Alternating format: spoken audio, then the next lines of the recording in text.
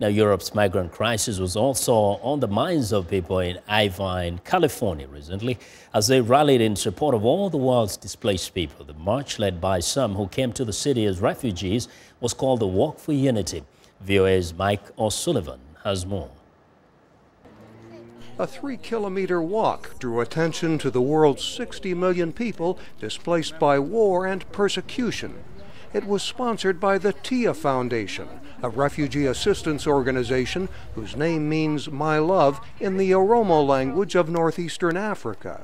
The group taught many things to Aja Victor, who was granted asylum by the U.S. government. How to get a job and how to do the interviews, how to get into the community, and how to get involved in the non-profit, because I really wanted to be the kind of person who will be able to help people. Maimouna Hussein Katan, whose family came to America from Ethiopia by way of a refugee camp in Somalia, says displaced people from many places come here. Russia, Guatemala, Cuba, Congo, Afghanistan, Iran, Iraq, East Africa. It's a global crisis. This Iranian, who was granted U.S. asylum, says the transition was difficult. Because I want to be in my home. I want to be around my family. I want to be where I belong.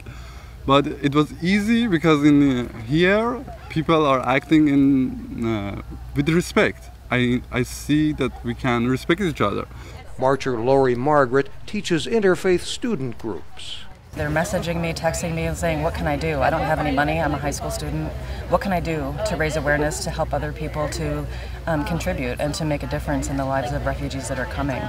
The United States will raise its annual refugee quota from 70,000 to 100,000 people by 2017 in response to the migrant crisis in Europe and increasing numbers of displaced people throughout the world.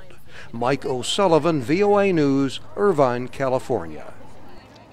We want to know what you think about Africa 54 and the stories we cover. Join the conversation on Facebook. The address is Africa 54. Check out our headlines 24/7 on voaafrica.com. Find me on Twitter at VOA Vince McCory.